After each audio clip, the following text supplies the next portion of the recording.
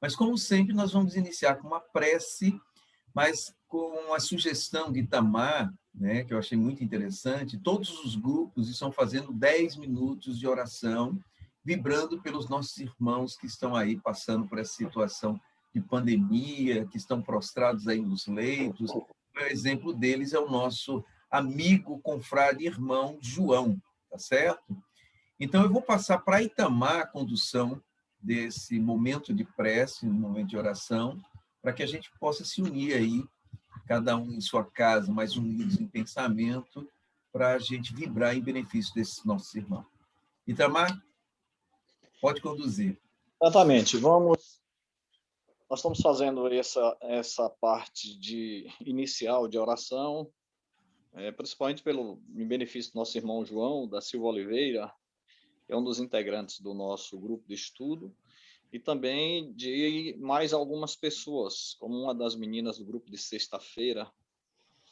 E aí nós vamos tirar de 5 a 10 minutos de oração, pedindo a Deus que possa abençoar todos esses nossos irmãos, nosso irmão Marcos Marabara, da cidade de Juazeiro, nosso irmão João da Silva Oliveira, aí da cidade de Baixa Grande, que está em Alagoinhas, nosso irmão João Natal, que está na cidade de Osasco, também o nosso irmão Daniel Hilde Maria, que está na cidade de Palmas, todos eles internados, portadores do Covid, e estendemos a todas as pessoas.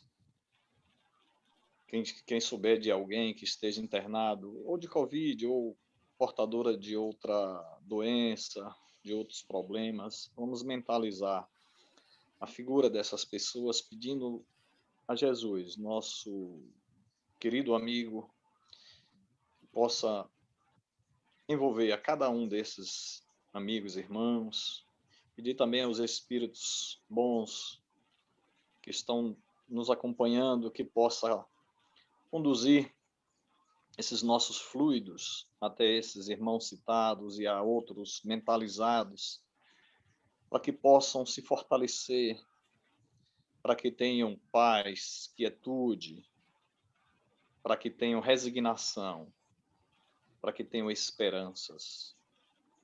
Enfim, para que aconteça com cada um deles aquilo que venha a ser melhor nas suas trajetórias, nas suas caminhadas. Façamos uma oração silenciosa em benefício de todos esses companheiros.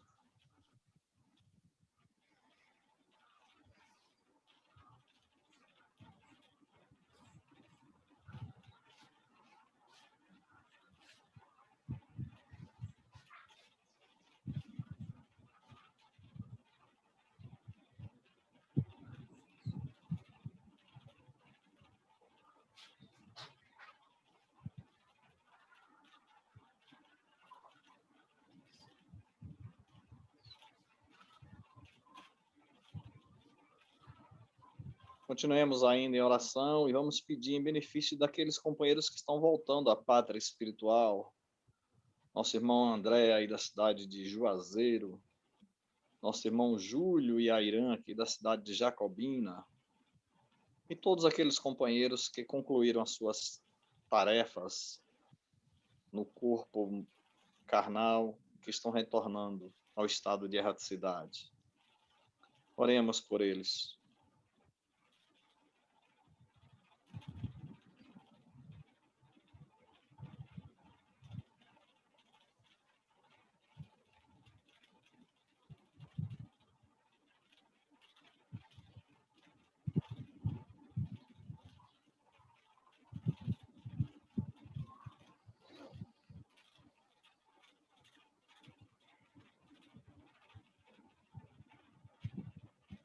Continuemos em oração e vamos pedir também em benefício de todos os profissionais da área de saúde, os médicos, enfermeiros, técnicos de enfermagem, pessoal dos transportes, das ambulâncias, pessoal da segurança, da limpeza, da cozinha, da administração, todas essas pessoas que estão envolvidas no controle e no acolhimento daqueles que estão portadores do Covid ou de outras doenças. Que esses amigos, irmãos, se sintam fortalecidos e que sejam beneficiados com os nossos fluidos para que possam ter paciência, para que possam ter tolerância com todos esses irmãos que estão adoentados. Oremos por eles.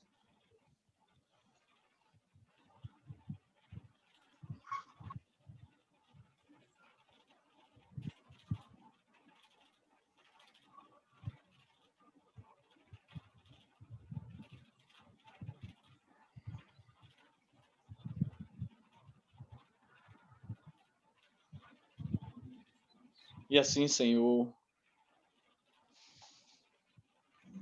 nós queremos te pedir, envolve a toda a humanidade, envolve o nosso planeta Terra, envolve o nosso querido Brasil,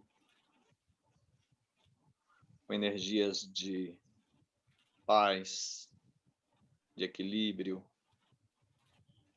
de paciência, de tolerância, resignação, mas acima de tudo, de responsabilidades, para que possamos todos juntos cumprirmos os nossos papéis sociais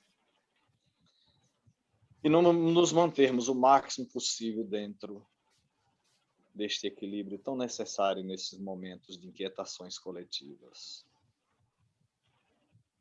Permite que os bons espíritos estejam conosco nesta manhã, nos orientando, nos acolhendo com suas presenças. E essas aprendizagens continuem contribuindo para a nossa progressão espiritual. Dai-nos a tua paz hoje e sempre. Assim seja. Muito bem, vamos iniciar os nossos trabalhos da manhã de hoje, né? Agradecidos pela presença de todos. Como falamos, nós vamos tratar hoje sobre a Revista Espírita de abril de 1861. Então, nós vamos iniciar os nossos trabalhos da manhã com Roberval, falando sobre o senhor Luiz Jordan. O som para mim está baixo, Robertinho, não sei para os outros. Aqui tá bom. Eu tá aqui 100%. O som Aqui tá também bom. tá ótimo. Tá beleza. Tá? É a fazenda aí que tá com som baixo. Tá bom, vou falar um pouco mais alto então, tá? Então nós vamos iniciar os trabalhos da manhã. Não, o seu som tá bom. Tô falando de Itamar. Itamar, a fazenda, né? lá, o negócio tá ruim. Então tá bom. Então vamos iniciar os nossos trabalhos da manhã. Roberval, você tem aí 15 minutos para falar sobre o senhor Luiz Jordan e o Livro dos Espíritos e a resposta que Kardec deu. Tá bom? Rapaz. Cronometrar. Muito tempo aí. Muito tempo? Você que pensa. Vamos não, tentar. Muito tempo não. Eu quis dizer o contrário, viu? É pouco tempo para falar sobre um tema tão grande, né? O tema é bastante extenso mesmo. Mas vamos lá, vamos tentar fazer uma síntese da síntese aqui. Eu estava observando, e naturalmente, no estudo da Revista Espírita, Kardec tem colocado as críticas que tem recebido, né, por parte da imprensa da época, e nós sabemos que é uma coisa normal, até pelo surgimento da doutrina e as inquietações que causavam nas pessoas, e até mesmo a perseguição espiritual também, nós entendemos também por essa parte. E diante de tantas críticas, né, tantas perseguições que Kardec vinha passando, ele resolveu, um ano depois, trazer a opinião do senhor Luiz Jordan. Por sinal, ele faz aqui grandes referências a esse senhor Luiz Jordan, que tem um certo peso que ele coloca, porque era um homem, segundo Kardec coloca aqui, de muito bom senso. E o mais interessante é que nós vamos ver durante alguns pontos aqui da leitura, as colocações dele, mesmo sendo uma pessoa que não tinha convivência e conhecimento nenhum com a doutrina espírita, a não ser o Livro dos Espíritos, o qual ele leu e aí conseguiu fazer algumas colocações bem interessantes aqui. Aí tem uma colocação de Kardec, quando ele diz aqui justamente o seguinte, em relação aos elogios, né, que ele estava recebendo naquele momento, e ele humildemente não atribui, não pega para si esses elogios. Muito pelo contrário, ele dirige esses elogios aos guias espirituais. Na verdade, são os grandes responsáveis pela, pela, pela mensagem que estava vindo, né? Então, ele não acata para si e pega esses elogios e passa, justamente para a equipe espiritual que vem desenvolvendo o trabalho. Mais adiante ele diz, a opinião do senhor Luiz Jordan tem um certo peso, porque se sabe que não fala levianamente, por falar ou para encher algumas colunas com palavras. Certamente ele pode enganar-se como qualquer um outro, mas em todo caso sua opinião é sempre conscienciosa. Olha, é interessante que ele fica dando alfinetada nessas pessoas, né, nesses jornalistas que vinham fazendo críticas à doutrina espírita e às obras que estavam sendo lançadas. Ele, obviamente, qualquer um sente-se incomodado, e ele aproveitava isso aí para poder dar uma alfinetada nesse pessoal também. E eu acho isso bem interessante, porque nós temos que nos reportar à época e ver o quanto ele sofreu, o quanto ele passou de dificuldades em relação a isso. Mas umas outras colocações aqui que ele fez eu acho bem interessante, quando ele disse: seria prematuro dizer que Sr. Jordão é um adepto, confesso, do Espiritismo. Ele próprio declara nada haver visto e não está em contato com nenhum médium. Julga as coisas conforme seu sentir íntimo e como parte da negação da alma e de qualquer força extra-humana.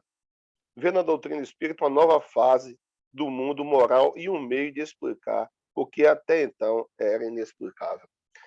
Isso é bem interessante nós observarmos, porque um cidadão que não tem contato nenhum, que simplesmente, pela leitura do Livro dos Espíritos e a capacidade intelectual que ele possuía, ele chegar a tamanhas conclusões, como nós iremos observar no decorrer da nossa explanação. E ele deixa alguns conselhos, inclusive são conselhos aqui bem interessantes, quando ele fala em relação ao homem de bom senso e de prudência, e ele, pelo fato de não conhecer, ele não nega, né? E ele diz, não sei porque não aprendi, mas eu não nego. Mais sérios interesses da humanidade e como homem prudente cala-se sobre aquilo que ignora. Então, isso aí ele está mandando um recado também para os outros jornalistas que o criticavam. Não fale daquilo que vocês não conhecem, não neguem, né? O homem prudente ele tem que calar-se diante daquilo que ele ignora, para que amanhã ou depois ele não venha a ser desmentido das suas colocações. Então, são conselhos bem interessantes que ele nos dá aqui. E tem outra parte muito interessante, quando em 1860 ele faz essa leitura do Livro dos Espíritos, e o senhor Jordan coloca aqui, bem interessante, uma frase dele, né? Quando ele fala em relação às mesas girantes, nós estamos hoje de posse de uma doutrina completa, inteiramente revelada pelos Espíritos, porque esse Livro dos Espíritos não é feito pela mão do homem. O senhor Allan Kardec limitou-se a recolher e pôr em ordem as respostas dadas pelos Espíritos às inumeráveis perguntas que lhe foram feitas. Respostas breves, que nem sempre satisfazem a curiosidade do interrogador, mas que consideram em conjunto, constituem, com efeito, uma doutrina, uma moral e, quem sabe, talvez, uma religião. Então, o Jordan, ele começou a entender realmente o grande sentido da doutrina espírita. E isso é bem interessante o Kardec trazer, eu volto a frisar mais uma vez, ele não possuía nenhum contato, como ele vai dizer mais adiante, com nenhuma liderança espírita, ele não tinha conhecimento de quem era o seu chefe, nem quem eram os seus adeptos, e ele mesmo disse, mas vi funcionar a menor mesa girante, não tenho contato com nenhum médium, não testemunhei nenhum desses fatos sobrenaturais ou maravilhosos, dos quais encontro os relatos incríveis das publicações espíritas que me enviam. Não afirmo nem repilo absolutamente as comunicações dos espíritos. Creio a priori que essas comunicações são possíveis e a minha razão absolutamente não se alarma por isso. Para nelas crer, não necessito da explicação que há pouco tempo me dava um sábio amigo, o senhor Luiz de Figueiredo, sobre estes fatos que ele atribui à influência magnética do médium. Kardec também coloca isso aqui, mais uma vez, ele está dando uma resposta ao Luiz de Figueiredo, que era um dos contraditores, né? E que debatia muito com Kardec à época. Então, são colocações bastante interessantes por parte do nosso amigo Luiz Jordan, porque ele, sem esse conhecimento, ele interiormente já abraçava os preceitos espíritas. E isso é muito interessante. Tem alguns questionamentos aqui, nós vamos ver depois, que é na segunda parte, quando o Kardec vai fazer algumas respostas. Então, na continuidade dessa leitura, dessas colocações dele, ele coloca também de forma bem interessante o processo da comunicação, quando ele diz: nada vejo de impossível em que se estabeleça relações entre o mundo invisível e nós. Não me pergunteis como e porquê, eu nada sei a respeito. Isso é uma questão de sentimento e não de demonstração matemática. É, pois, um sentimento que exprimo, mas um sentimento que nada tem de vago, e no meu espírito e no meu coração toma forma bastante precisa. Para fazer colocações dessa natureza, nós sabemos que espiritualmente ele já trazia no seu íntimo o conhecimento desses preceitos, porque para ter essa convicção, para fazer as afirmações que ele vem fazendo, naturalmente o seu espírito já tinha vivenciado essas experiências, já possuía um conhecimento a priori em relação a isso, é o que faz com que ele aceitasse de bom grado o Livro dos Espíritos. E quando ele narra que os espíritos trazem respostas bastante claras em relação à questão da divindade, da comunicabilidade, da existência da vida após a morte, ou seja, todos esses princípios básicos da doutrina espírita, e ele reconhece como sendo de alto teor e que tem uma capacidade grande de fazer com que as pessoas possam instruir-se, sejam elas as mais simples, porque é um cuidado que também os espíritos tiveram, e Kardec também demonstra isso, que se tornasse uma coisa que fosse de fácil acesso, né? Principalmente para eles, à época, que se tratavam de pessoas extremamente cultas. Mas a forma que foi colocado é para que chegue realmente a todas as pessoas e que possam obter esse conhecimento. Então, ele faz esse elogio a Kardec, mas também ele faz algumas críticas. Desculpem. E essas críticas, quando ele coloca as perguntas dirigidas aos espíritos, são as que nos preocupam a todos. As respostas são por vezes fracas, outras vezes condensadas em poucas palavras, a solução dos problemas mais árduos, e sempre oferece um vivo interesse por salutar indicações. Não sei de curso de moral mais atraente, mais consoladora, mais encantadora que esse. Todos os grandes princípios sobre os quais se funda a civilização moderna ali são confirmados, especialmente o princípio dos princípios, que é a liberdade. O espírito e o coração saem dali asserenados e fortalecidos. Eu achei isso muito bonito dele, quando ele coloca essa gama de informações para todos nós, e o quanto isso nos consola, o quanto isso nos informa, o quanto isso nos orienta. E daí nós temos a visão da grandeza que realmente é a obra, o Livro dos Espíritos, e o quanto ele tem a contribuir para o nosso crescimento e a nossa evolução espiritual. E quando ele fala aqui a questão da liberdade, é uma coisa que ser humano nenhum pode ser tolhido diante da sua liberdade de pensar e de agir. Então, tem quantos minutos aí, Roberto, por favor? Quantos minutos? Você tem 4 minutos, 3 minutos e meio. Rapaz, 3 minutos e meio, meu Deus do céu. Bom, vamos lá agora para as respostas, né? Ele questionou Kardec aqui em relação à utilidade das comunicações. E também questionou em relação aos objetos, aos médios, porque ele via nas mesas e nos utensílios utilizados como se fosse uma coisa desnecessária. E ele até imaginava que as pessoas que não possuíssem esses utensílios dessa forma estariam privados da comunicação.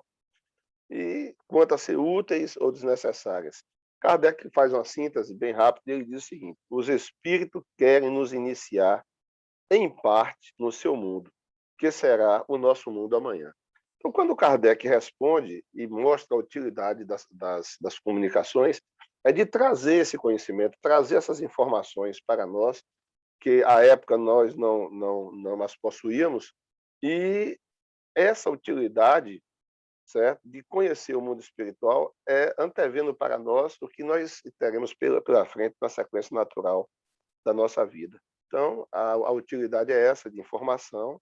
A questão dos médiuns, quando ele vai falar, ele mostra também que os espíritos utilizam-se de todos os objetos que eles possam e tenham capacidade de utilizar para manifestar-se.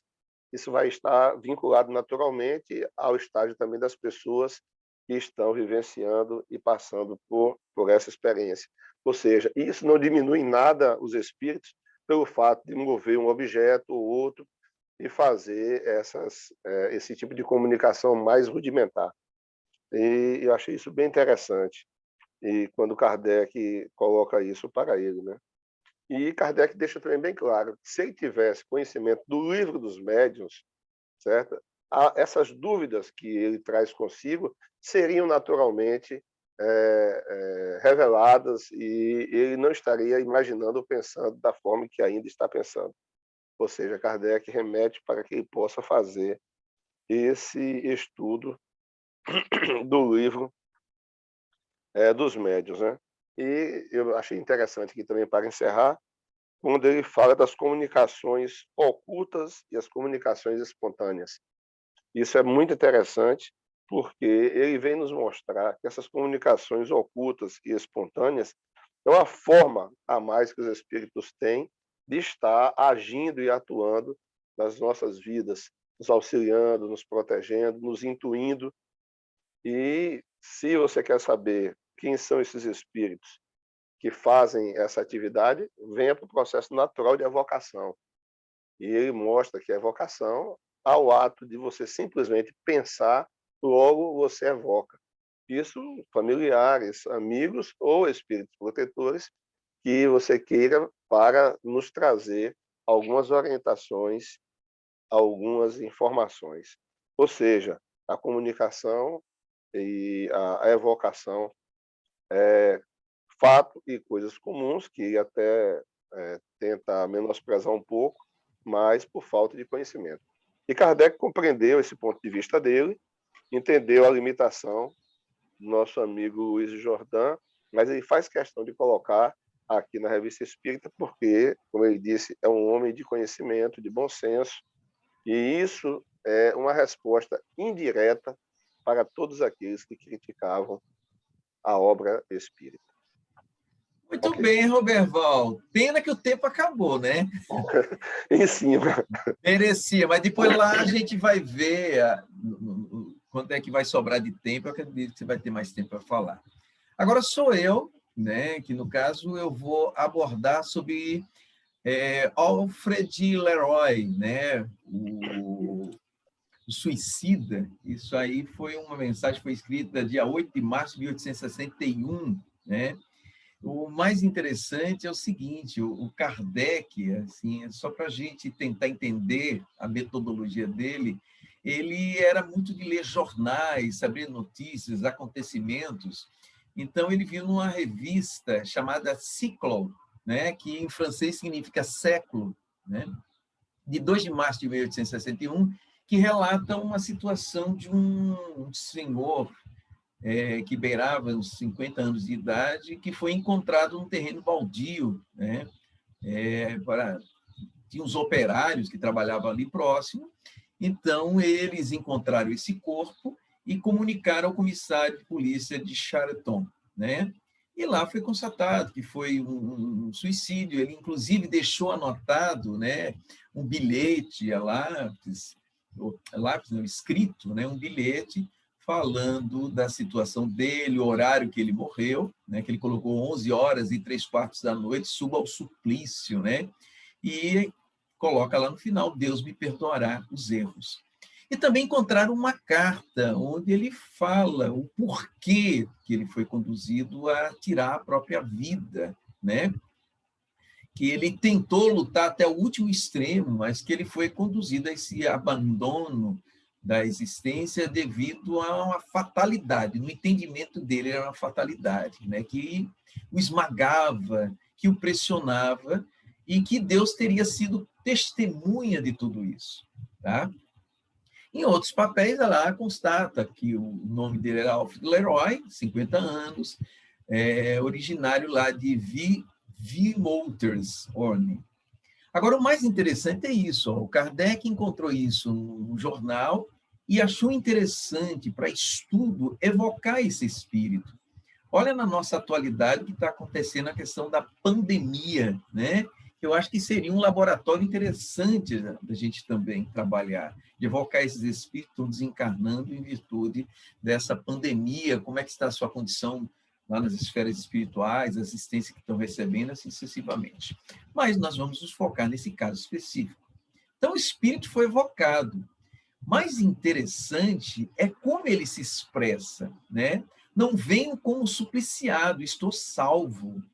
Alfred, olha essa questão, e inclusive o Kardec ele coloca uma observação que essa atitude, essa forma dele se expressar fez com que os assistentes ficassem surpreendidos com isso, né? Porque a ideia que a gente tem é que o espírito que desencarna através de suicídio, ele vai para aquelas regiões, mais especificamente o Vale do Suicida, que a gente já tem comentado sobre isso, né?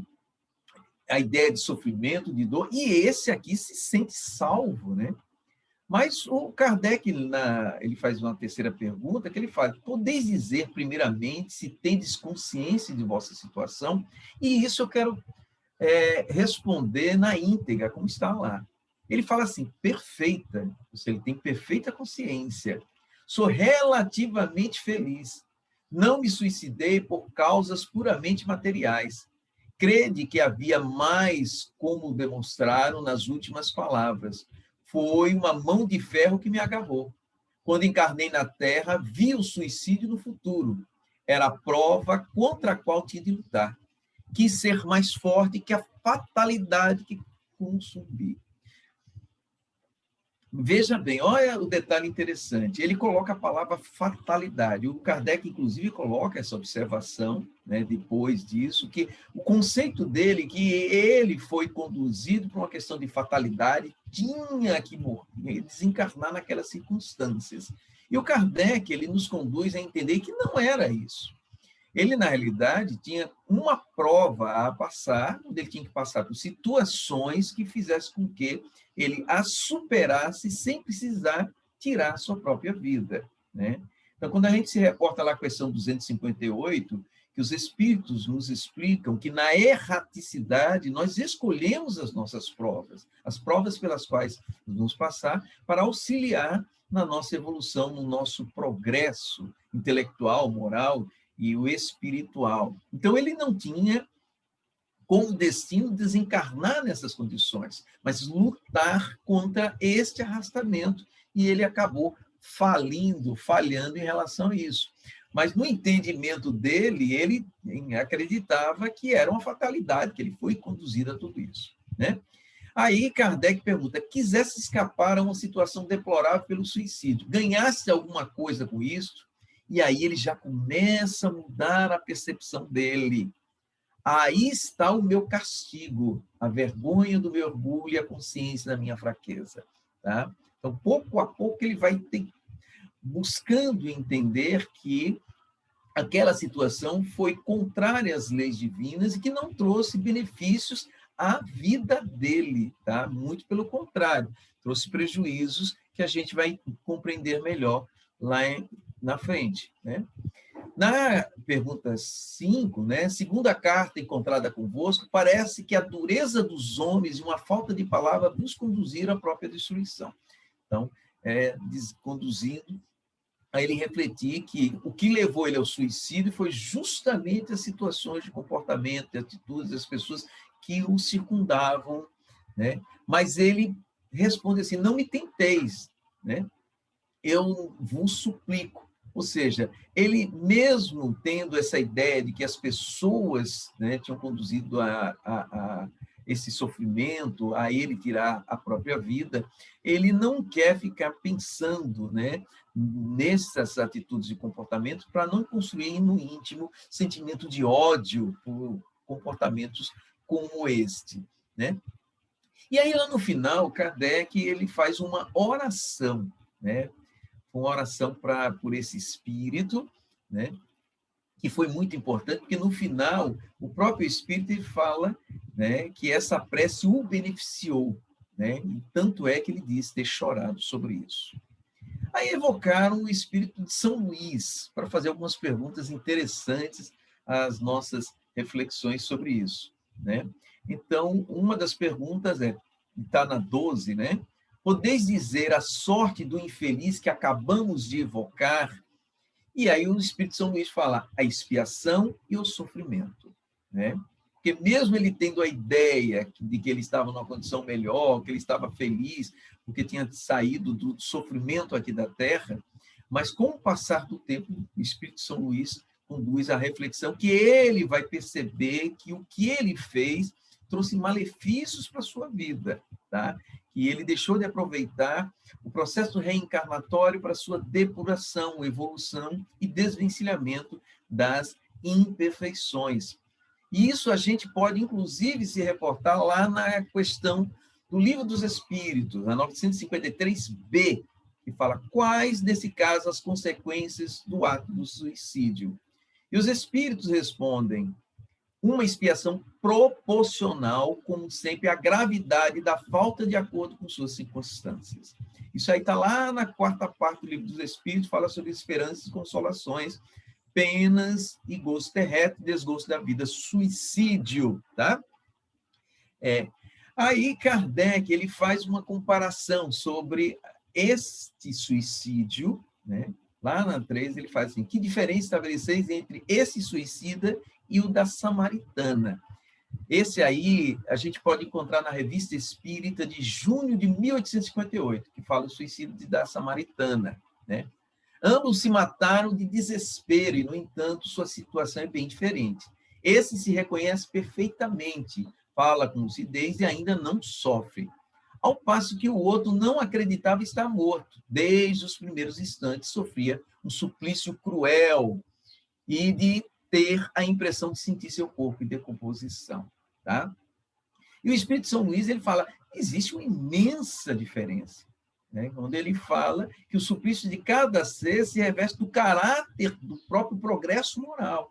Então, a gente fala a questão da percepção, né? A gente vai para as esferas espirituais e cada um de nós faz uma interpretação da situação que está sendo vivenciada. Então, começa a desconstruir aquela ideia de que desencarnou, vai para um umbral, vai para o Vale dos Suicidas. Então, cada espírito, diante da forma como ele conduziu a sua vida, seu estágio evolutivo e a situação de desencarne, é que vai processar isso na mente dele. E aí a gente conduz lá o Livro dos Espíritos, da questão 957, aquele mesmo capítulo que fala sobre desgosto da vida e suicídio. Quais, em geral, com relação ao estado do espírito, as consequências do suicídio? Aí os espíritos respondem: muito diversas são as consequências do suicídio. Não apenas determinadas em todos os casos, corresponde sempre às causas que o produziram. Há, porém, uma consequência que o suicídio não pode escapar: o desapontamento. Mas a sorte não é a mesma para todos. Depende das circunstâncias. Alguns expiam a falta imediatamente, outros na nova existência, que será pior do que aquela cujo curso irromper. Tá?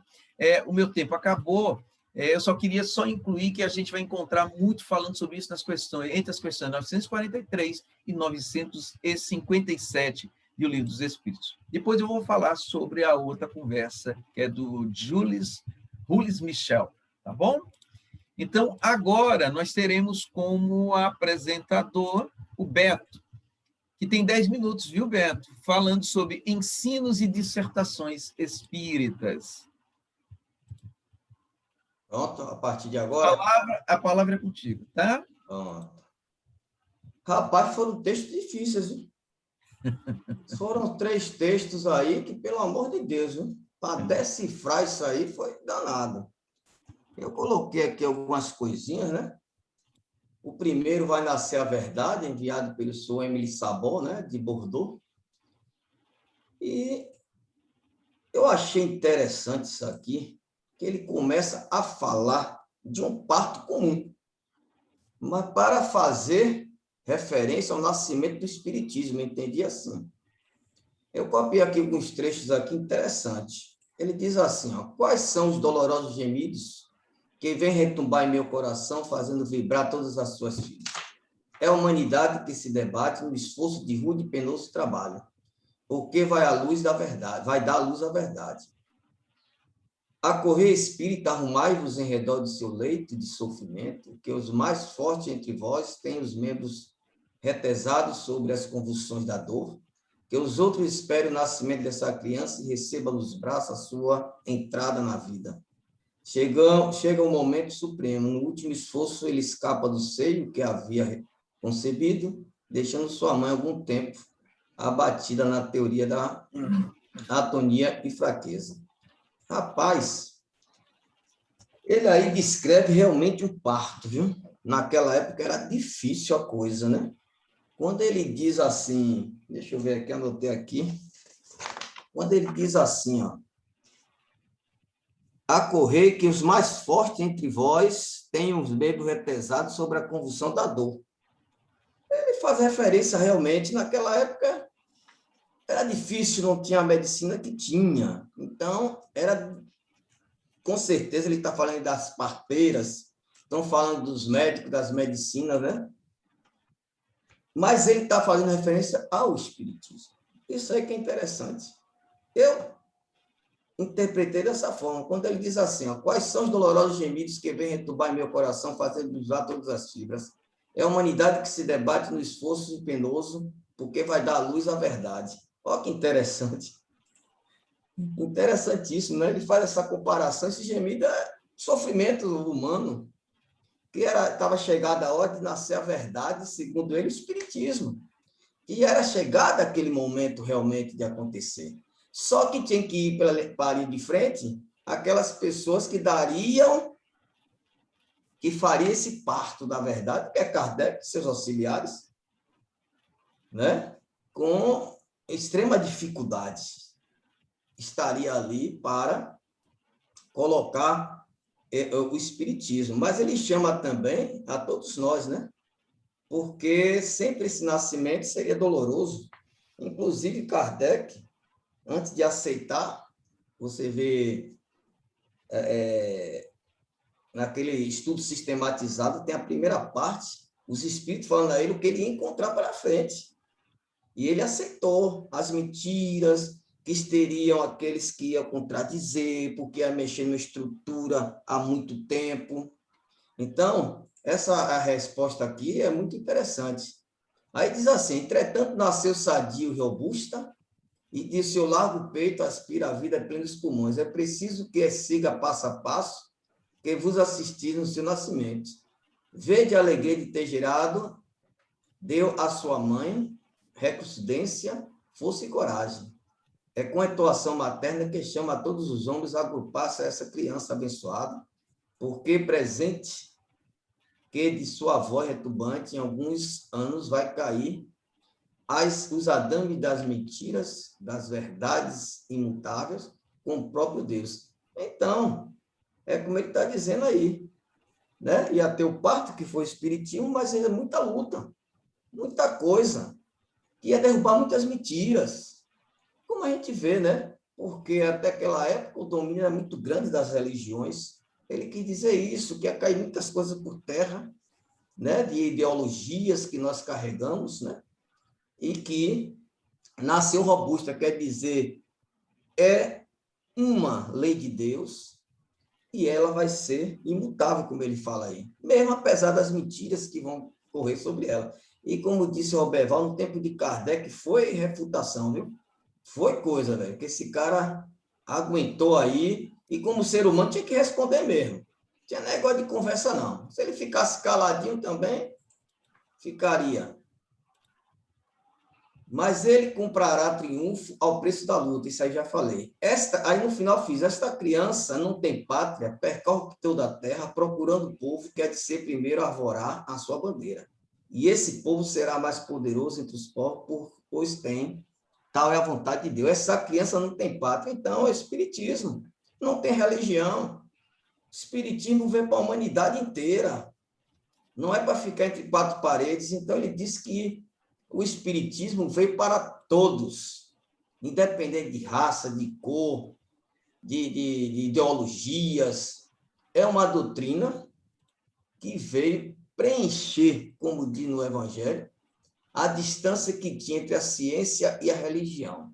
Até hoje a gente discute se é religião ou não é? E a Kardec deixa bem claro que não é religião, não. A doutrina espírita não é religião. É uma ciência e dentro dela nós temos que praticar religiosidade. É isso que ele está falando aqui. O segundo de um espírito, progresso de um espírito perverso, eu fiz a conta, ele veio 1 ano e 3 meses depois. E Kardec constatou, pela mensagem dele, em 1860, em dezembro, né, intitulado Castigo do Egoísta, que a gente estudou aqui, foi um dos escolhidos. Então, ele vê um progresso. Eu não vejo muito progresso, não, mas já foi, eu li lá, já foi um pequeno progresso, né? Porque ele vem falar da moral divina e a moral humana. Ele coloca a visão dele um tanto assim, muito, vamos dizer assim, muita cor, muita tonalidade, muita intensidade, que ele fala de um modo geral. Ele coloca aqui como a lei divina, concordo com ele, perfeita. Aí ele faz uma comparação àquela que perdoa a adúltera, aquele que acompanha o arrependimento de todos, e depois ele diz que a humana não é. A humana, ao invés de perdoar, ela vive oculta a hipocrisia, né? Mas é de forma geral, não pode, ele botou assim de uma forma geral muito, muito forte, né? Com certeza o espírito estava saindo daqueles seus pensamentos egoístas, então ele está fazendo apenas uma cartaz dele mesmo, eu entendi assim, é uma cartaz dele mesmo aí. Enfim, a moral divina, todos os arrependimentos, todas as faltas confessadas, ao passo que a humana repele esta e admite sorrindo os pecados ocultos, e que de outrora uma graça do perdão e outra da hipocrisia. Não é assim não, meu filho. Não é assim não quem está na luta, não é assim não. Né? A moral humana, quando bem direcionada, baseada na moral divina, ela não se torna hipocrisia, como ele está dizendo aqui. A gente tem que tomar cuidado. Ele falou de uma forma geral, como se a moral humana fosse isso aí. Não, não. A moral humana, se for baseada e calcada na moral divina, ela se sobressai sim. Ela traz muitos frutos. É a luta de cada um de cada dia. E a outra... 1 minuto e meio, viu? Pronto. Eu vou deixar do médio lá invejoso para no final. A outra também, de espírito que ele considerou também um progresso. Só que esse espírito está no limiar do seu despertar. Está no limiar. Então, aquele espírito está pedindo ajuda. Ô, gente, me ajuda porque eu não vou conseguir sozinho. Eu tenho que passar por essa situação, mas preciso de ajuda. Já despertei. Aí pede a Deus que ela não fraqueje, que ela continue na luta para vencer. Eu li isso aqui e cheguei à conclusão que ela está representando todos nós. Nós também estamos na luta. Tem hora também que nós pedimos a Deus forças, principalmente nesse momento de pandemia, né? A gente está sempre pedindo, até desesperado às vezes. A gente passa por situação, mesmo com todo o conhecimento que nós temos, muitas vezes paramos para pensar, para refletir e pedimos mesmo, porque tem horas somos humanos que não dá para aguentar. Nessa hora recorremos a Deus, e eu aconselho que, recorrendo a Deus não resolveu, vamos recorrer àqueles amigos e amigas que podem nos ajudar também. Porque tem espírita que acha que é 100%, não é. Eu já reparei que tem espírita que não toma nem passe na casa espírita, acha que não precisa. Não precisa do passe, não precisa da água fluidificada, não é? Não precisa desabafar lá no atendimento fraterno, é super-homem e super-mulher. A gente tem que tomar muito cuidado com isso. Acabou o tempo. Que pena, mas vai ter mais tempo lá na frente, viu? Tá? Agora vamos para as considerações. Nós vamos ter aí Rodrigo, Anderson, Itamar e Fred. Apesar que Fred, ele colocou no chat aqui que ele hoje está só mais como espectador, tá? Então a gente vai redistribuir o tempo. Então, Rodrigo, você tem aí 4 minutos para fazer suas considerações. Muito bem, vamos lá. Apesar de estar um pouquinho rouco, mas eu consigo falar assim. Na primeira leitura, né, eu refletindo e lendo, eu acho, no meu ponto de vista, vou falar por mim, que ele nega, que ele fala no texto todo momento ali, que ele não é a favor e nem contra o que Kardec está escrevendo. Ele faz aqueles artigos ao jornal, mas eu percebo ali que ele não concorda.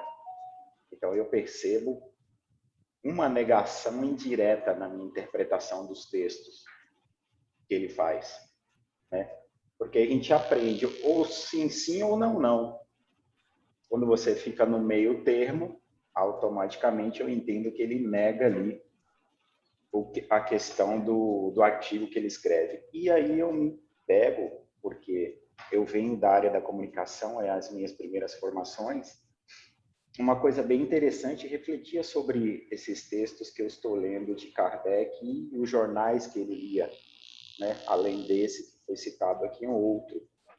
Nós que viemos da área da comunicação e trabalhamos na área de TV, de rádio, de jornalismo, a gente percebe que tudo que chega lá passa num filtro para ser publicado, né? Cada um dos jornais tem ali uma pessoa que vai filtrar aquilo para escrever. E aí eu entendo, por que Kardec nunca respondeu a esses jornais, dando ali ou pagando para que a resposta fosse colocada? Porque eles não iam colocar na síntese que tudo que ele escreveria. Eles iam interpretar ou mudar alguma coisa. Então eu percebi que Kardec escrevia na Revista Espírita o ponto de vista dele. Porque se ele mandasse para esses jornais, os jornais iam mudar ou não iam fazer a publicação. Porque o jornal, por trás de cada conceito desse que nós entendemos, e por trás de todas as empresas, por trás de todas as veículos de comunicação, tem conceitos. E os conceitos vai segundo o dono. Então a gente percebe isso. E eu tenho percebido isso no meio da comunicação e trabalhei nele durante muitos anos. Hoje não mais, estou na educação.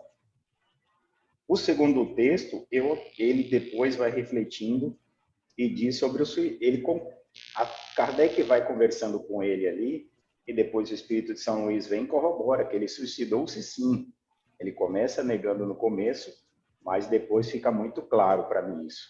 Então eu não tenho muito o que comentar. Agora o terceiro, esse que Beto trouxe agora, é bem interessante. Quando eu comecei a ler, e ele diz ali do parto e tudo, eu me lembrei muito daquele filósofo, o Arthur Schopenhauer, não sei se vocês conhecem, é um filósofo que desencarnou bem na época da Revista Espírita, onde ele diz uma coisa bem interessante: tudo no começo é ridicularizado, depois é rejeitado e depois aceito como uma verdade. E quando eu li esses artigos aqui no que Beto estava falando, eu percebi isso. Quando ele diz ali no início que o parto é difícil, é porque a doutrina espírita foi isso, ridicularizada o tempo todo. E depois ela foi rejeitada, depois dessa fase do ridículo. E aí depois veio sendo aceita como uma verdade para alguns. E mesmo os que rejeitaram e ridicularizaram, não aceitaram. A gente percebe o grande pessoal da sociedade aí fazendo isso. Poucos têm a coragem, a gente diz isso, né?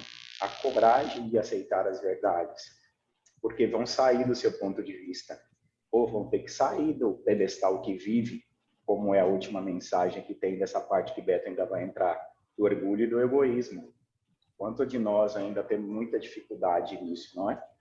E foi isso que eu coloquei por Rodrigo, enquanto. o tempo acabou, mas você vai ter mais um tempo lá na frente, viu? Pronto. Tá bom? Ótimo. Agora nós vamos ter Anderson. Anderson, seus 4 minutos aí. Beleza. Faltar 1 minuto, me avise, viu, Robertinho? Tá certo. Muitas Faltando coisas. 1 minuto, né? Tá bom. Rodrigo fez uma ótima observação sobre essa questão das colunas, né? De Kardec não fazer. Por que ele não botava nos jornais, né? Eu vou lembrar uma partezinha aqui do artigo que a gente estudou lá em março, o Homenzinho Ainda Vive, né? O primeiro. Lá no meio, ele dá uma alfinetada em Senhor Deschanel e bota assim: a tal respeito, sem o querer, o Senhor Deschanel prestou um verdadeiro serviço à nossa causa. E nós lhe agradecemos, porque ele nos poupa despesas de publicidade, pois não somos bastante ricos para pagar um folhetim de 24 colunas. Mas interessante mesmo esse pensamento de Rodrigo. Talvez aí esteja o ponto, né? Até que ponto esses artigos chegariam da forma que eles deveriam ir, né? E isso é muito importante a gente saber, né? Não adianta você responder quando tudo que você vai dizer corre o risco de ser distorcido, é melhor nem falar, né? Sobre o artigo, vou falar alguns pontos interessantes aqui, né? O nosso amigo Roberval falou aqui do... Perdão, gente, deixa eu só abrir aqui novamente, que era tanta coisa que eu estava lendo aqui do senhor Luiz Jordan, né? E aí, logo no começo, o senhor Luiz Jordan, ele vai dar uma opinião sobre a religião, né? Vocês lembram? Ele vai falar, né? Sobre que todo o conjunto, né, das falas gera toda uma moral, todo o sentido e, quem sabe, uma religião, né? Algo que Kardec, na sua resposta, não opinou.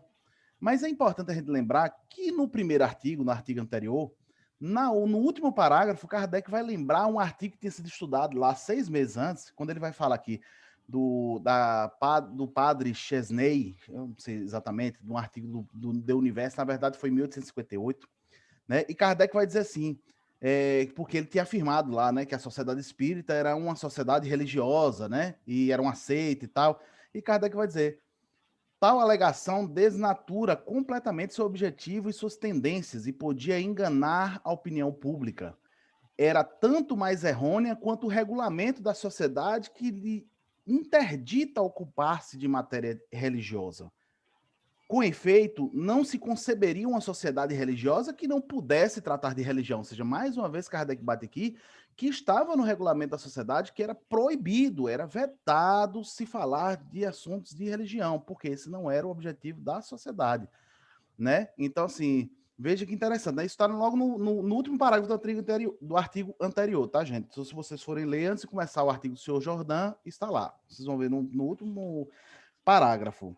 E aí ele vai dizer mais à frente outro ponto que eu acho interessante a gente tocar, né? Não a título de debate, tá, gente? Porque não precisa sair dos focos, mas está dentro do artigo, é importante a gente ir guardando esses pontos, né?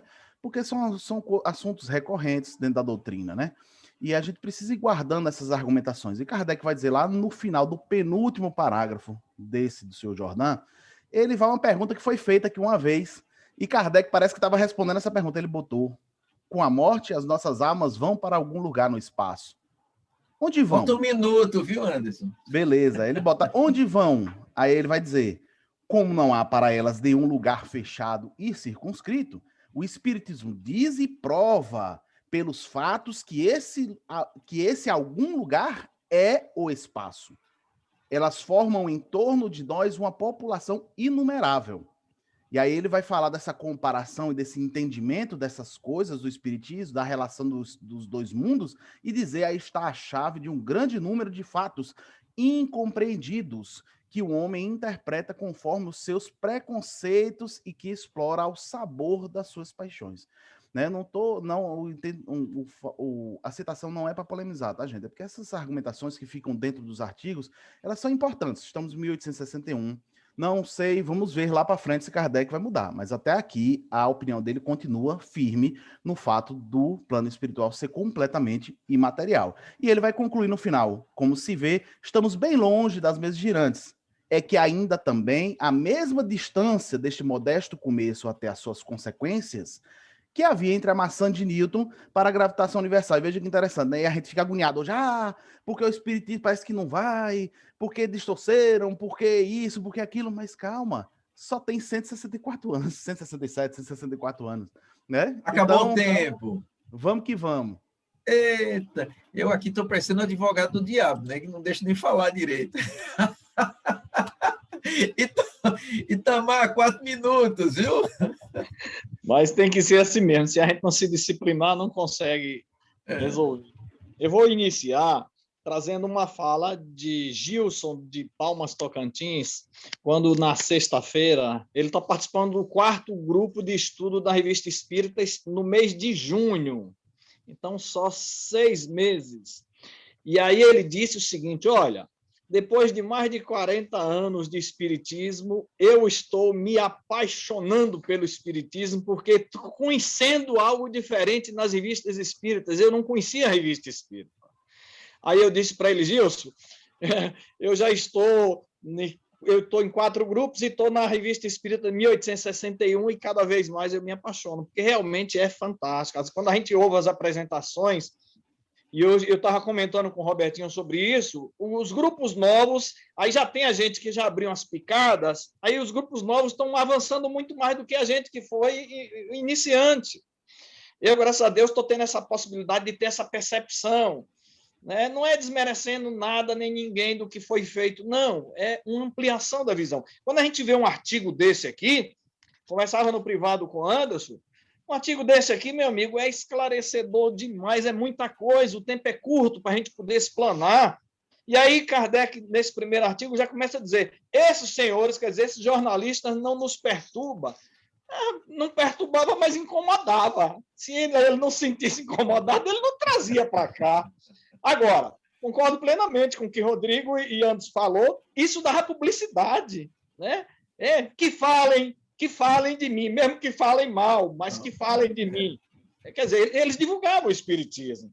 Agora, Roberval trouxe uma coisa que eu queria reforçar. Já é o 3º artigo que Kardec traz esse aspecto da humildade dele. Os elogios, para mim, não são meus, é da doutrina.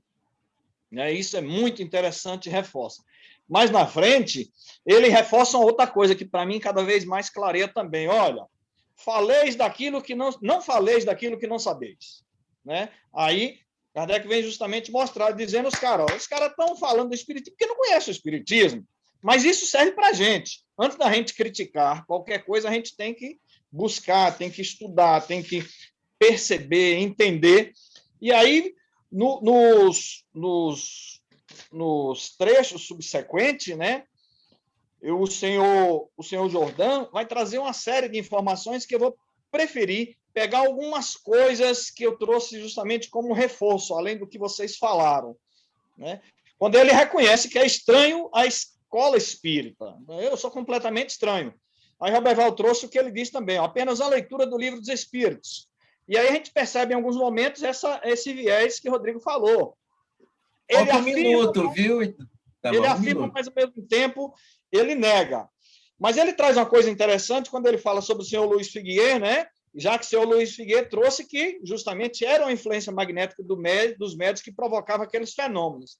Para fechar, eu gostaria de ver que ele traz uma coisa interessante que é uma visão da crença em Moisés, em Cristo, em Maomé, como sendo uma crença heterônoma. E aí ele faz a relação, olha, eu sou livre, eu sou a favor da teoria da liberdade, que é uma autonomia, que eu acho que talvez nós espíritas não tenhamos percebido que somos livres e que temos isso. Rapaz, não deu tempo nem falar da resposta. Depois eu falo. Tem 15 segundos, viu? Então, em 15 segundos, eu vou dizer que Kardec falou que, para ele, compreender a natureza dos espíritos, ele tinha que estudar o Livro dos Médiuns. E isso Kardec já falava na Revista Espírita de maio de 1858, Teoria das Manifestações Espíritas 2, Teoria das Manifestações Físicas. Olha, o problema é que as pessoas não conhecem a natureza dos espíritos, por isso que não compreende. Muito bem. Agora vamos para Roberval. Roberval, você complementa aí, você tem 5 minutos para fazer suas complementações sobre o artigo, ou os artigos. Está sem o som. Ok, pronto, agora, né? Vamos lá. Essa pinçada que Anderson deu aí em relação aos locais aí, eu também imaginei falar, e disse, eu não vou falar isso não, que vai dar polêmica de novo. Mas eu já tinha pensado, já tinha pensado isso aí. Pensei também isso aí que tá, mas a questão é que o tempo é muito curto e a gente acaba ficando sem conseguir expor o que nós realmente gostaríamos de fazer exposição. Rodrigo fez uma colocação bem interessante. Rodrigo, também observei muito isso, do que realmente você encaminha para a imprensa e aquilo que realmente a imprensa tem interesse em divulgar. Então, isso, até hoje, nós temos observado. Sabiamente, os espíritos também informaram a Kardec, não sei se vocês lembram, do Auto de Fé de Barcelona, aquela queima dos livros, né? Eu não vou detalhar aqui, que todos conhecem. Mas, em uma comunicação, os espíritos disseram a Kardec justamente o seguinte: não responda, não entre em confronto, porque, na verdade, a queima desses livros divulgou muito mais a doutrina espírita do que se tivesse comprado aquela briga, que era justamente com a igreja. Ou seja, ao estar criticando, ao estar tentando perseguir a doutrina espírita, sem perceber, eles estavam fazendo justamente essa divulgação. Então, eu achei muito interessante e também muito natural que assim acontecesse, porque todo processo de mudança ele tem que ser lento e gradual. Ninguém pega um volume de conceito, uma transformação ao nível de conhecimento do aspecto moral, do aspecto científico, do aspecto filosófico, para você inserir em um contexto de uma comunidade, de um país e extensivo para o mundo, e que as pessoas fossem dobrar-se ao primeiro sinal. A gente sabe que existem os conflitos internos, as buscas, e as pessoas não aceitam a coisa simplesmente. Você precisa amadurecer, precisa ser trabalhada, precisa ser elaborada, precisa ser melhor desenvolvida para que nós venhamos a aceitar. E isso é muito natural que tivesse as discussões, os debates, a falta de aceitação, porque tudo isso mexia naturalmente com o íntimo de cada um, com os conceitos de cada um. E você só enraiza dentro de você, você só traz para dentro de si e aceita como verdade quando você passa pelos seus crivos. Eu acho isso muito interessante. Então, Beto colocou muito bem aí, e Anderson também. Vamos lá, sem pressa. É o parto, a criança acabou de nascer, tem que ter os cuidados necessários, e ela vai desenvolvendo. Imagine quando ela chegar na idade madura e chegar ao ponto de ser autossuficiente. Ou seja, isso demanda tempo.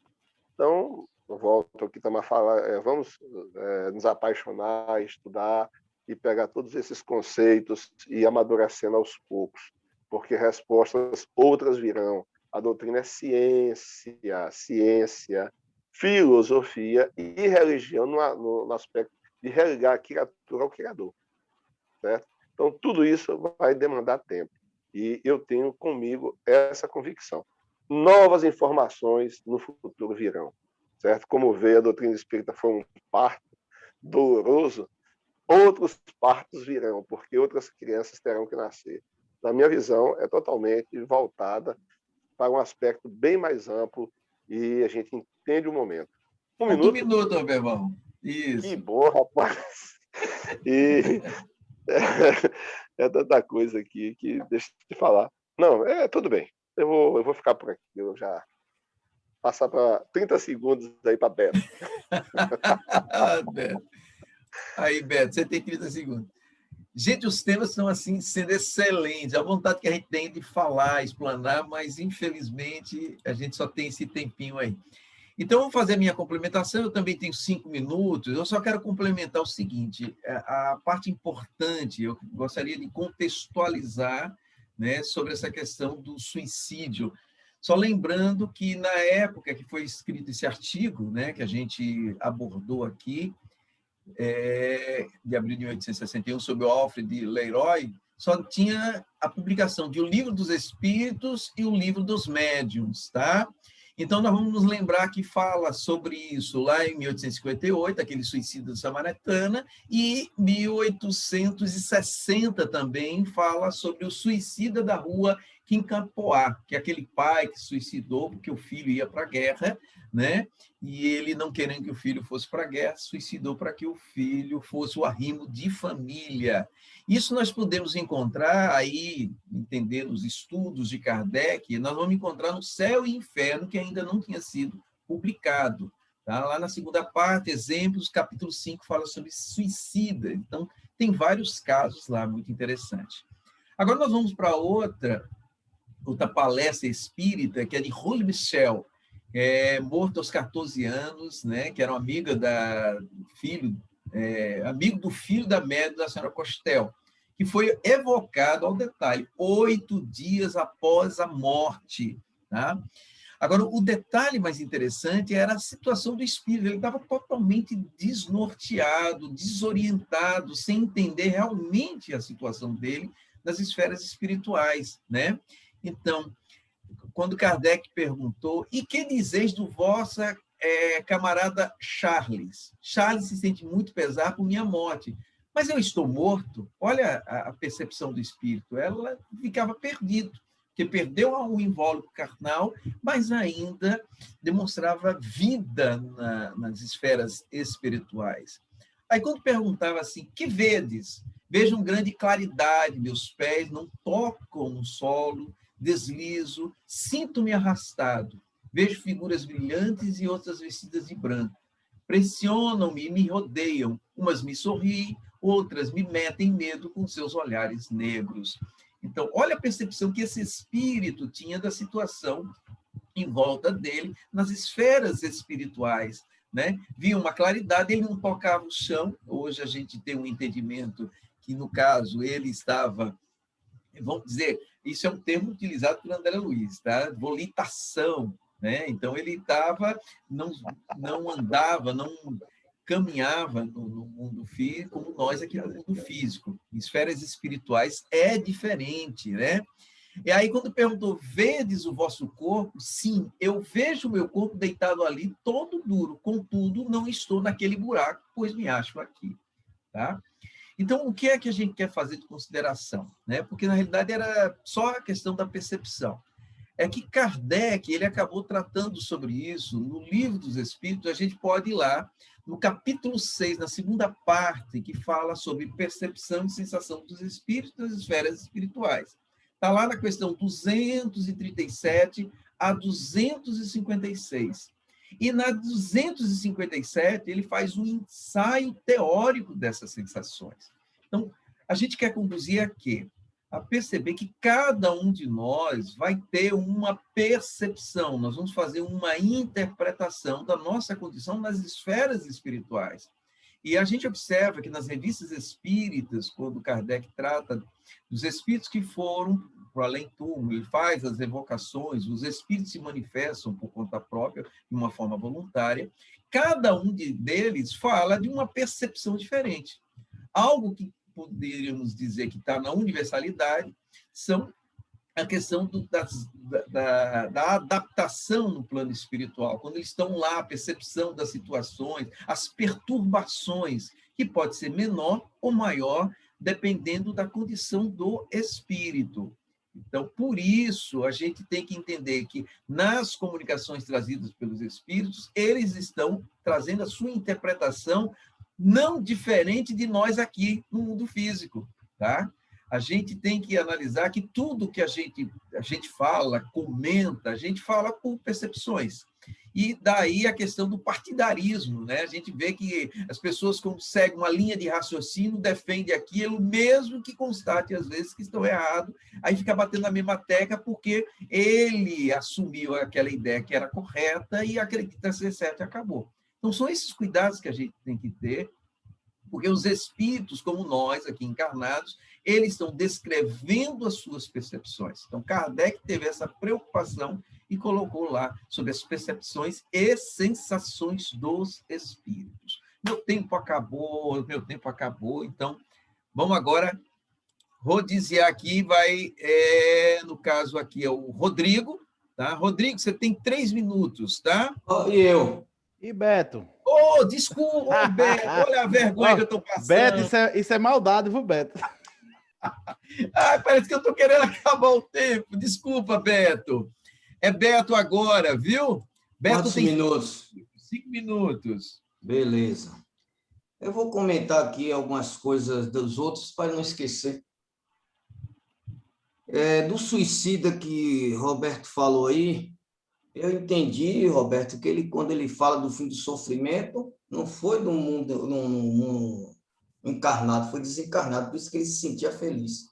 Ele estava se libertando do sofrimento após o suicídio dele.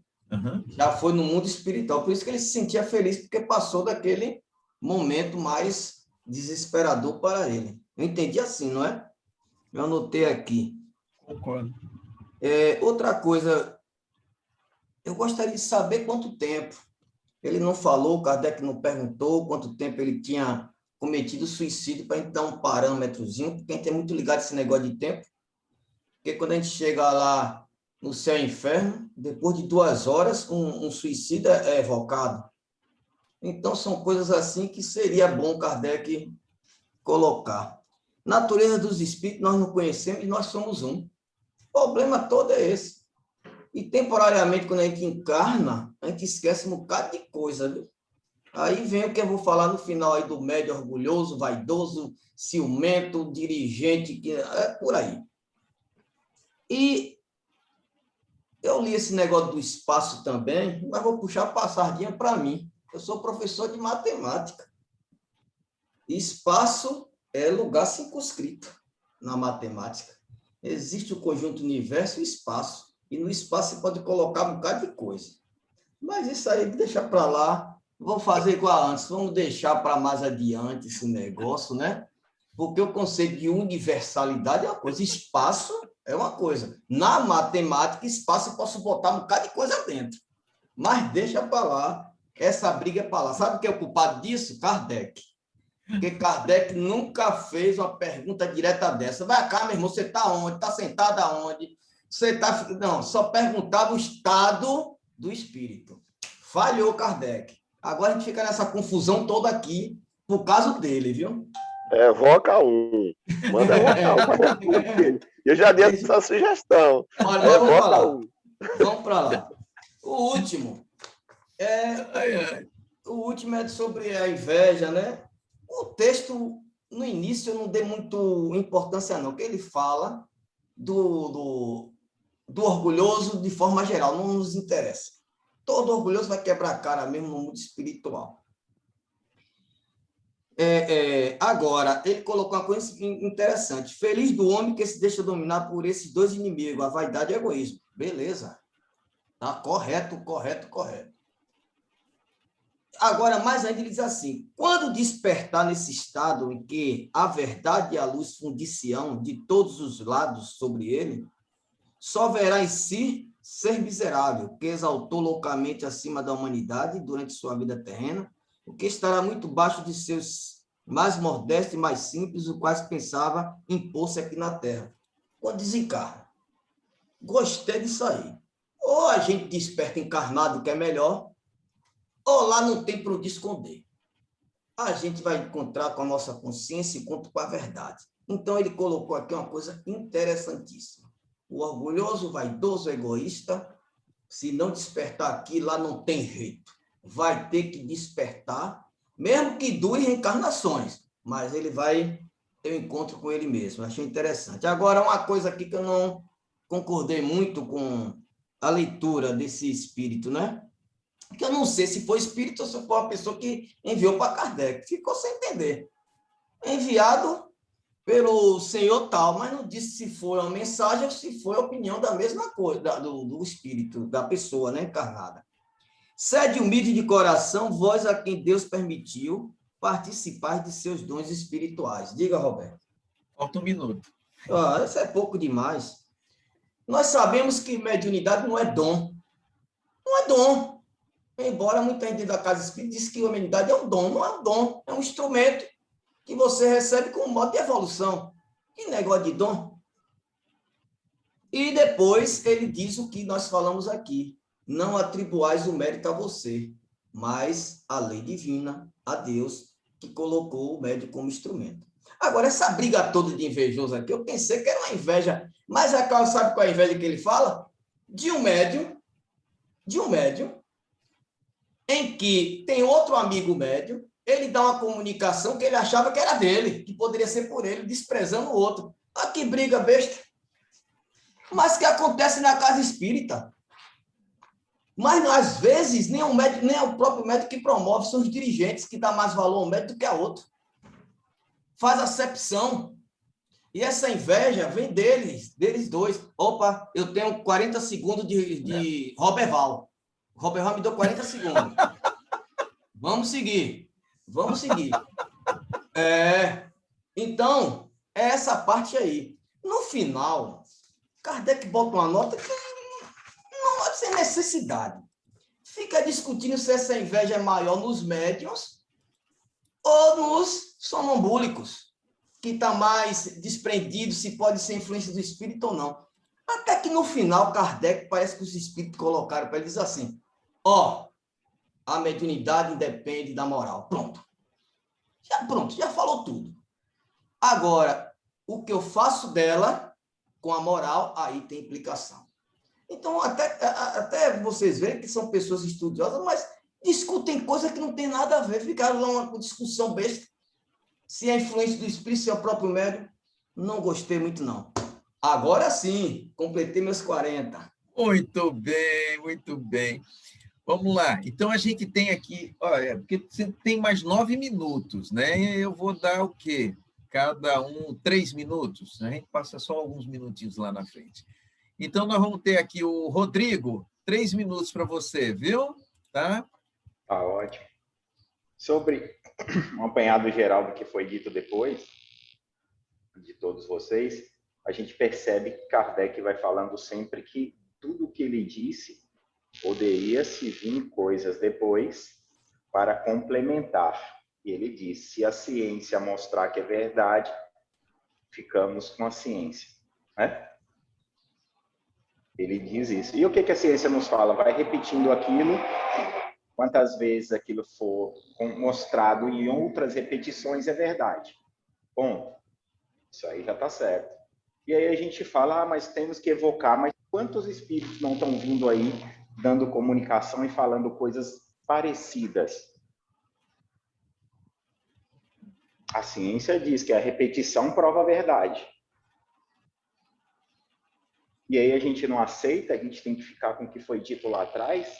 Opa, aí tem um conceito que a gente não está medindo direito. Se a gente crê naquilo que Kardec disse ali, e diz que a gente tem que continuar estudando, e concorda plenamente, mas diz também que se aquilo for repetido várias vezes e mostrado que é verdade, a gente não pode aceitar.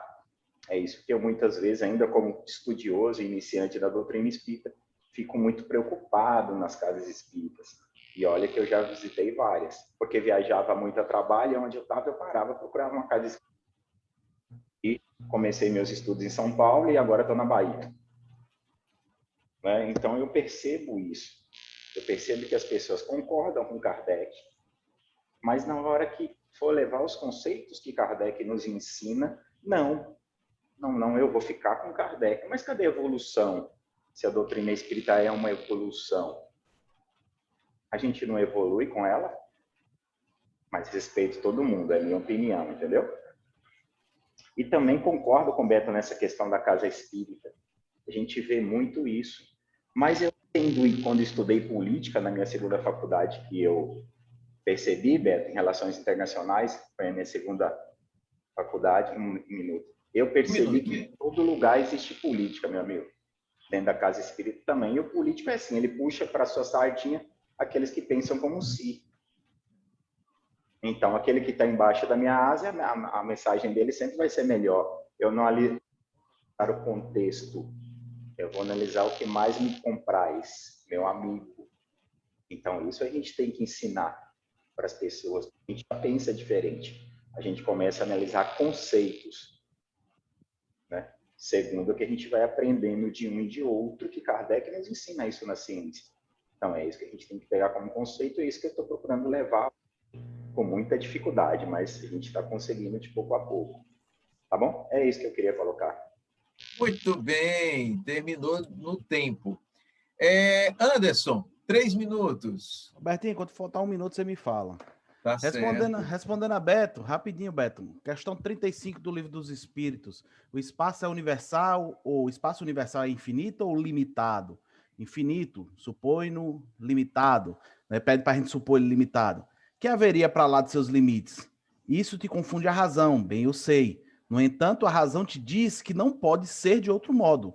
O mesmo se dá com o infinito em todas as coisas. Não é na pequenina esfera em que vos acheis que podereis compreendê-lo. Aí Kardec comenta, supondo-se um limite ao espaço, por mais distante que a imaginação o coloque, a razão diz que além desse limite alguma coisa há, e assim, gradativamente, até o infinito, porquanto, embora essa alguma coisa fosse o vazio absoluto, ainda seria o espaço. Kardec define bem o que ele diz sobre quando ele usa a palavra espaço ali. Mas sobre o que o Rodrigo falou, Rodrigo, você chegou com a gente aqui, meu amigo, há alguns meses, né?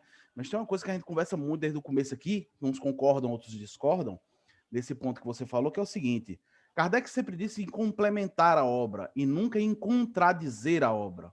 E tem muitos pontos, ou o mundo espiritual é imaterial, ou ele é material. Se André Luiz nos diz que o mundo espiritual é material, mesmo que seja uma matéria menor do que a nossa, mas que se pode criar cidades e tudo material, tomar sopas e outras coisas, isso é contradição com o que tem, e não complemento. Né? O próprio Chico dizia o quê? Entre eu e Kardec, fique com Kardec. Entre Kardec e Jesus, fique com Jesus. E por que os seguidores de Chico têm tanta dificuldade em ver? Se o próprio Chico dizia, se houvesse uma contradição que ficasse com Kardec, por que os seguidores de Chico ficam, não, mas aí Kardec ficou lá para trás, Chico que trouxe a novidade. Chico era um ser, como todos nós, falíveis. E o terceiro é controle universal do ensino dos espíritos. Segundo capítulo, introdução número 2, Evangelho segundo o Espiritismo, que tem sido jogado fora. Beleza, Robertinho? Tem sido jogado fora, na minha opinião, pelo movimento espírita. Chico trouxe uma visão sobre o mundo espiritual, né? A visão de André Luiz, como espírito, filtrada pelo vidro, que era Chico, das suas visões também, e nos trouxe. E a gente desconsidera essas personalidades que podem influenciar. E aí vem, mas a outra pessoa escreveu, certo? O outro livro foi escrito quando? 22 anos depois. O outro livro sobre os Vales do Suicídio foi escrito quando? 27 anos depois. Olha, controle universal é o ensino dado em todos os lugares do mundo ao mesmo tempo, e não 27 anos depois, porque aí você já tem mais de uma geração, as pessoas já têm esses conceitos na cabeça. Inclusive, em 58, Kardec nos traz um artigo que ele vai falar por que os padres e bispos interpretam os seus sonhos como um inferno. Porque esse é o vidro deles. Quando eles pegam um pensamento de um espírito, nesse sentido, eles interpretam vendo o inferno ou o céu. Mas essa é a interpretação deles. Beleza? Essa é a minha posição. Valeu. O tempo acabou, a gente vai ter que fazer um seminário. Não tem jeito, vai ter que... Um seminário não, vai ter que fazer uma reunião de debates. Vai pegar uma manhã, um dia todo para falar sobre isso. Vamos lá. Fred quer falar, viu, amigo? Fred quer falar, ele pediu aí. Fred quer falar. Agora só depois. Ele disse que só ia ficar ouvinte, deixa a gente concluir aqui, a gente dá o espaço a ele. No final, a gente dá espaço a ele. Tá certo. Então, vamos lá. Então, agora Itamar e depois a gente dá o espaço para Fred falar alguma coisa. Itamar, 3 minutos para você, só viu? Complementando. Vem cá, eu não tenho 3 minutos, não? Não, você já encerrou. Vocês já completaram os 20 de vocês. Mas, hoje os espíritos obsessores estão aqui no meio. Eu tenho uma réplica porque me falaram meu nome. Robertinho, comece a marcar meu tempo agora, viu? Pronto, fale, 3 minutos, viu? Agora. Hoje nós vamos passar dos 10 minutos hoje, viu? Olha, mais 3 Pô, pontos. 10 minutos não, das 10 horas, aliás. 3 pontos. Quando ele diz o seguinte: os espíritos consentem em nos iniciar, em parte, quanto ao seu mundo, porque esse mundo será nosso. Então, ele vem explicar justamente por que os espíritos vieram trazer ensinamentos. Outro ponto interessante, quando ele, na resposta, ele diz: olha, a gente não precisa chamar os espíritos que nos protegem, os parentes, porque eles já estão perto da gente. Mas aí, logo em seguida, ele diz: precisamos evocar, porque se está no meio de uma multidão e a gente não chama quem vai passando, ninguém vai nos atender. A defesa da evocação fortíssima. Na questão do suicídio, Robertinho já apresentou muito bem, eu só vou pegar um ponto. Pergunta 949. Kardec diz: a intenção atenua as faltas. Então, não bota todo suicídio no saco, como muita gente aí coloca. É diferente. E de Beto, né, eu vou reforçar o que Beto falou, quando Kardec disse: olha, mediunidade independe da moral.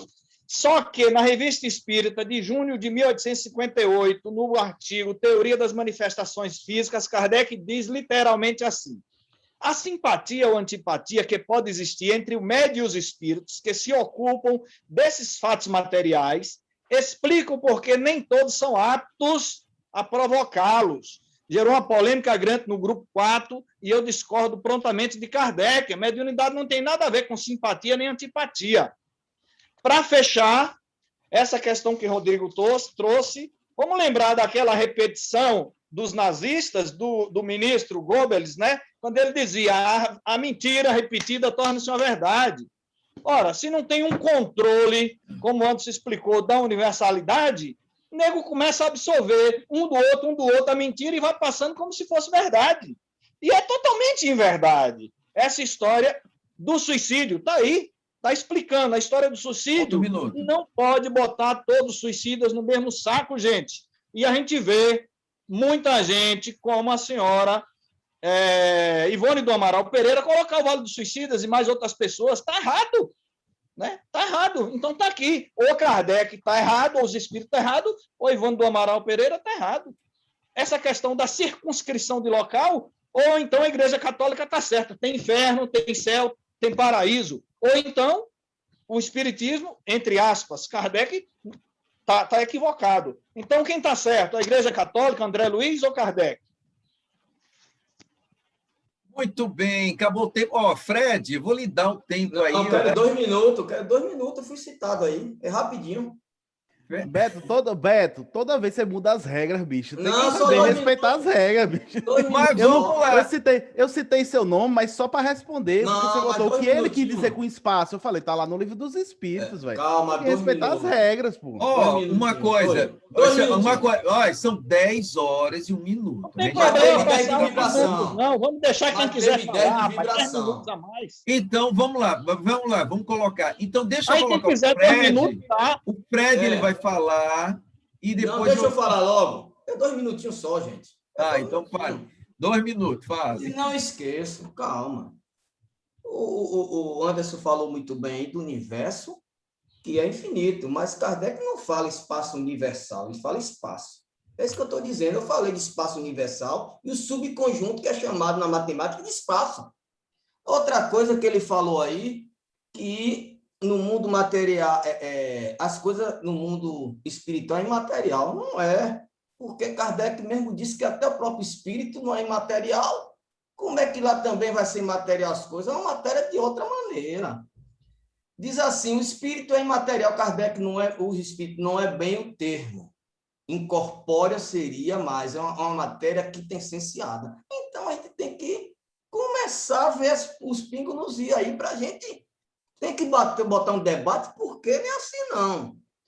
Viu? E outra coisa aí importante aí, eu vou reforçar o que Itamar falou mesmo aí. Também concordo com você, Itamar. Não tem negócio de simpatia, antipatia de espírito.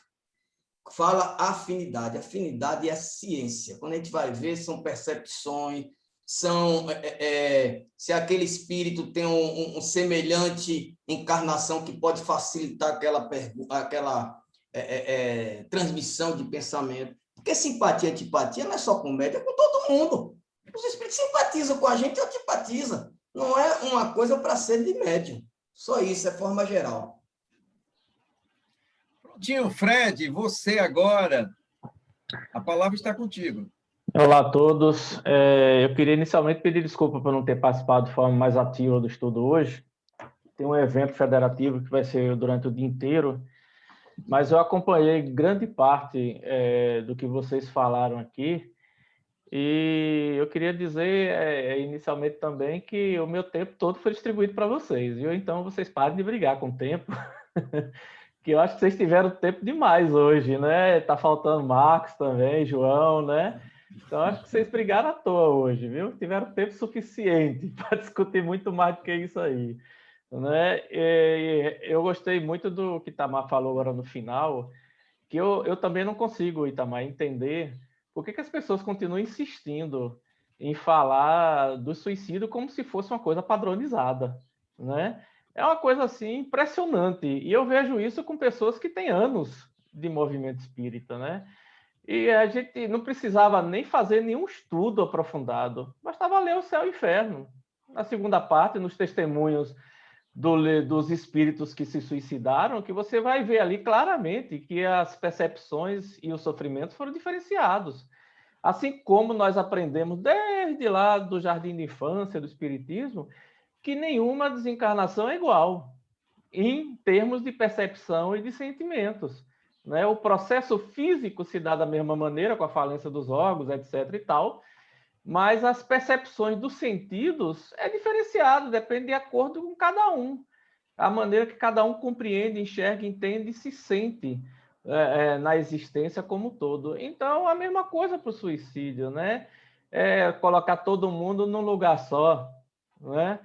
Quando você se suicida, tenha paciência, né? Aí eu já diria que não é nem falta de estudo, é falta de percepção, de observação, porque não precisa nem se aprofundar. Basta estudar o livro Céu e Inferno e também a obra básica, que você vai ver que não funciona assim, né? Então, essa discussão ainda em pleno século XXI que, entre outras, que realmente parecem não terem muito sentido ainda, mas a gente ouve aqui e acolá, né? E em relação à mediunidade, eu não vou me aprofundar nisso aí, não, e nem nos textos que vocês falaram muito bem aqui. Eu ouvi grande parte do que vocês falaram dos textos, né? Foi muito bom o estudo de hoje, apesar de que eu não fiquei 100% ligado, mas ouvi uma grande parte. E então, de parabéns a todos vocês aí. Valeu. Muito bem. Então, a gente Robertinho, tá vendo... me dá 30 Oi. segundos só para fazer um comentário sobre essa questão dos suicidas. Eu posso falar do que eu vivi, né, no centro que eu vivo, e presenciei algumas situações, gente, que vocês devem ter presenciado coisas parecidas, em que alguma pessoa chega, né, muitas vezes querendo se abrir, né, e aí procura algum trabalhador da casa, às vezes até alguns, né, e acaba se abrindo, dizendo que está pensando em se suicidar, ou relatando que um irmão, que um pai, ou que um sobrinho se matou. E as 3 situações que eu presenciei, né? Aí eu vou ter que concordar aqui com o Fred, com as colocações de Beto, de todo mundo aqui, né? Foram torturantes, né? O que eu vi essas pessoas dizerem para as pessoas que foram lá buscar um entendimento era: porque isso é falta de estudo, porque seu pai, se ele fez isso, ele com certeza, ou ele está sendo acolhido no vale dos suicidas, ou ele está sofrendo no umbral, porque isso aí é uma punição que ele vai ter que receber. E aí eu fico pensando, né, onde fica nossa empatia, né, com o sofrimento da outra pessoa, com o entendimento, com o acolhimento, porque cada pessoa reage de uma forma diferente, né? Mas eu, Anderson, que sou muito ativo, vocês percebem aqui pelo jeito que eu acho que se eu chegasse com um pensamento suicida num lugar e a pessoa começasse a me bater, eu saía dali, se eu tava pensando em me matar amanhã, eu vou me matar logo hoje. Entendeu? Porque eu não funciono desse jeito, sabe? Tem pessoas que funcionam assim, mas eu não funciono, né?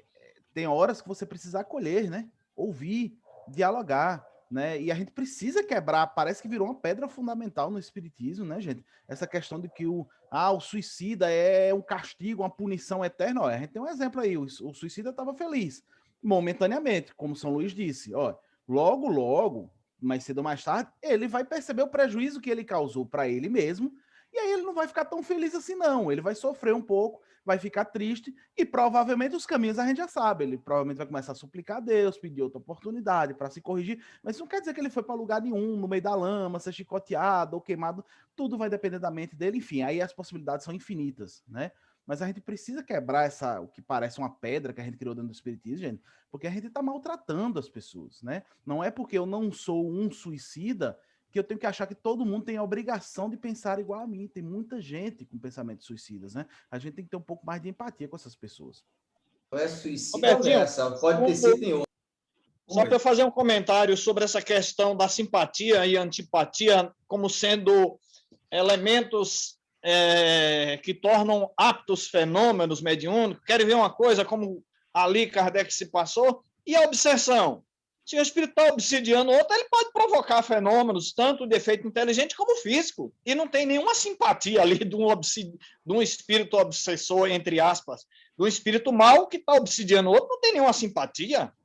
Então, ali, simplesmente o quê? O cara pega, é lógico, o Kardec lá atrás, na teoria, explica isso. Só que no final ele se perde, como o Beto falou hoje. Essa nota aí foi inócua. Essa nota aí, ele só se salva na nota só essa informação, que a mediunidade é independente da moral. O resto não vale nada disso aí, né? Então, a gente percebe que tem momentos que Kardec dá umas escorregadas também. E é importante você estar falando, Tamar, porque assim, eu posso falar porque eu já li alguns artigos lá no final, a gente vai ver quando a gente chega lá para 67, 68, Kardec não vai falar mais de simpatia, ele vai falar de afinidade. Né? Ele vai mudar eu queria colocar agora.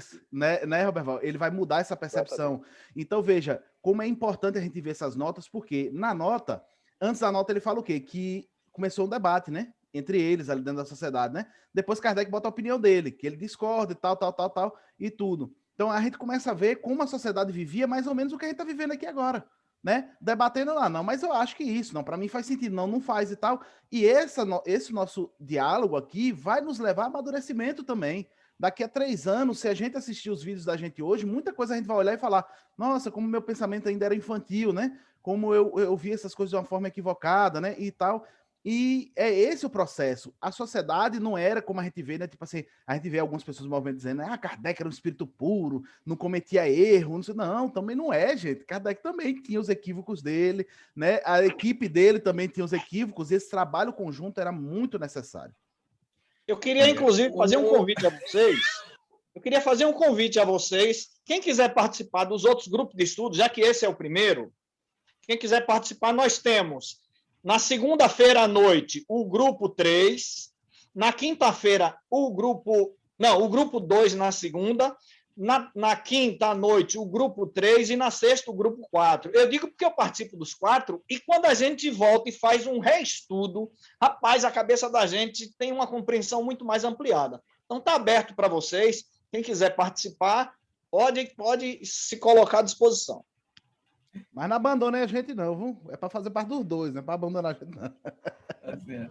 Olha, gente, os estudos hoje foram interessantes. O mais importante é a gente compreender que o Kardec, nós estamos acompanhando a construção do pensamento dele, tá? Nós estamos em 1861, ainda tem aí mais 7 anos, né? Que é até 1868, a construção do pensamento, enfim.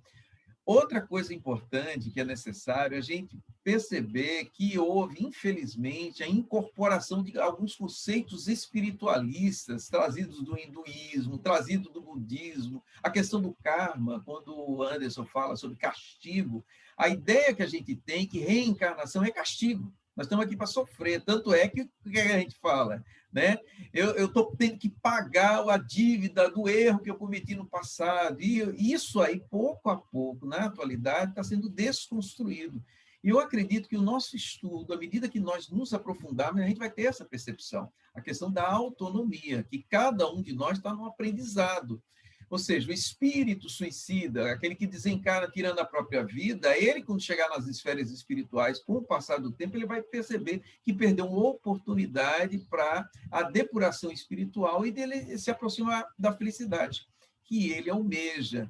Aí é que consiste o sofrimento dele, é o sofrimento moral, não é o sofrimento físico. E aí, quando a gente fala em lugares circunscritos, dá a ideia que ele está lá tendo sofrimento físico, né? Ele está lá passando por um lugar que ele está passando fome, está passando sede, está passando dor física, mas o sofrimento do espírito é moral. Enfim, isso é coisas para a gente criar um ambiente em outro momento da gente fazer esse debate, essa discussão. Mas foi muito produtivo. E é bom criar logo esse estudo antes que eu desencarne. Vamos marcar um dia.